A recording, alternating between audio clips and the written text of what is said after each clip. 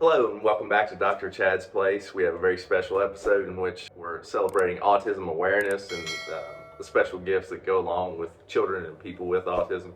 I have my guest here, friend and coworker, Jeremy Applegate. So thanks for coming on the show. Jeremy has a lot that he can teach us on this topic from his own personal perspective. So we're going to dive right in. I actually have a question before we dive into the formal interview.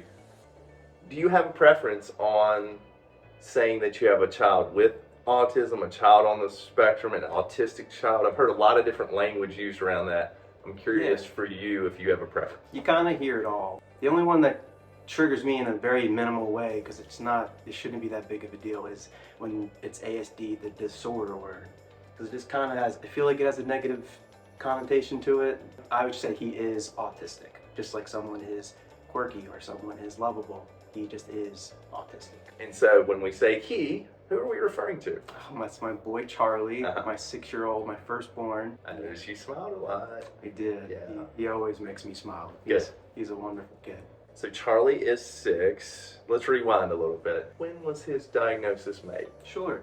So we noticed trends pretty early on. By we, I mean my wife, who can spot these things a lot better than I can. Even at his first year of life, he would kind of wake up and have issues digesting the bottle at night, but it wasn't until about 2 years old when we noticed that his behaviors weren't reflecting a 2-year-old, or maybe even like 1.5, where he would kind of just get up, go straight to the couch, and just kind of wave or bang his head, just not really be present in the moment at that age. They have certain check marks that they do to where they'll kind of determine if he's low functioning or not, but it's more so like just, is he responding to your cues? Is he able to do the typical things that a 2-year-old and some autistic 2-year-olds can do, like picking things up and playing with things on a normal basis? Can he feed himself, regularly? Can he, is he going to be capable for potty training later down the road? There's just a certain spectrum that just makes it to where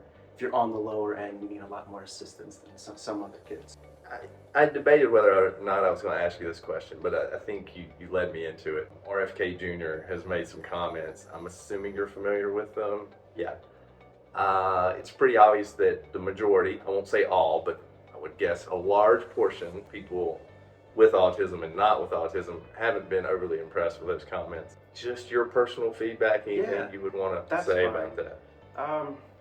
Well, there's been a spike, in terms of how many diagnoses there've been, and it's gonna either make you gain a good perspective on what autism is or kind of treat it more like an epidemic, and that's kind of where I see some people's minds going rather than maybe how they should approach it. If you ask me, based on my research and just understanding the what autism is, I would label it the spike more as just instances where people are reaching out to professionals and getting those diagnoses so they can seek the help that they need, and not more so a rise in whatever they find the cause to be. Everyone's entitled to their opinion, educated or not, you're entitled to it, but I would say it's more so just people reaching out and getting the help that their children need, causing that rise. So I wouldn't label it the way that some people may have been labeling it. Yeah, clearly there's a hurtful aspect to that. Someone's described as not being capable or won't do this. If I were in your shoes, I would have a hard time not being pretty offended. So I'm just curious if you want to share that with us if you don't.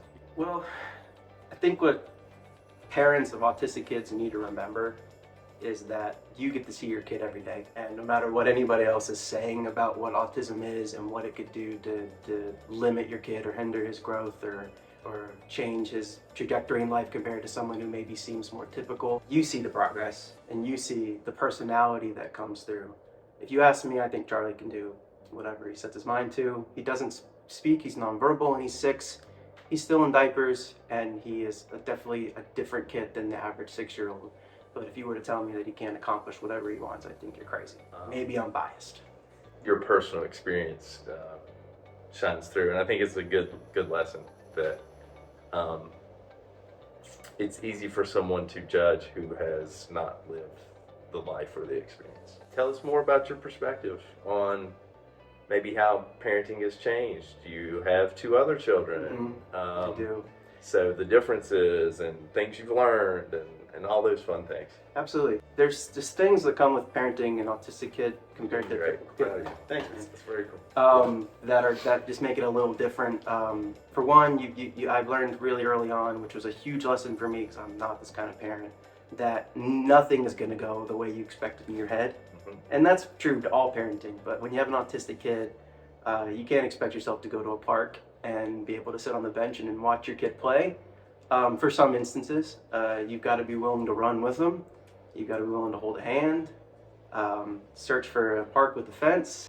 So that's the main lesson that I've had to learn. Again, mostly taught by how my wife handled it perfectly right from the jump, but it's just things you have to adjust to. And if you're someone like me that has a vision in their head for what parenting can be, you've got to learn to humble yourself and realize it's not about what you want it to be, it's about what your kid needs. So I've learned that trick to be more his level of everything as the time's gone on, and take the victories when you can. Other challenges? I mean, for our instance, like I said, he's nonverbal. So he's making amazing strides with communicating, and I know if anybody has an autistic kid that's watching this, you miss out on some things that you kind of wish you could get, maybe that you're getting from your other children, or maybe that you see maybe a nephew of yours get. That does kind of hurt from time to time. Good honesty, sure. There's a grief to it. Yeah, I at 4.5 was the first time that I got to hear him call me dad. Say daddy.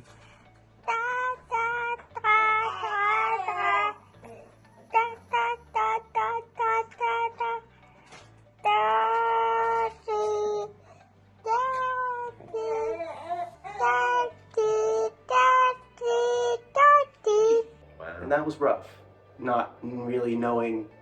You have to gain some security and find out how he's proving how much he cares about you, because you're not going to get it the typical way. My middle child, Franklin, will tell me he loves me 1,000,000 times a day, whether I took away a toy or not, because he just loves to talk. Yeah.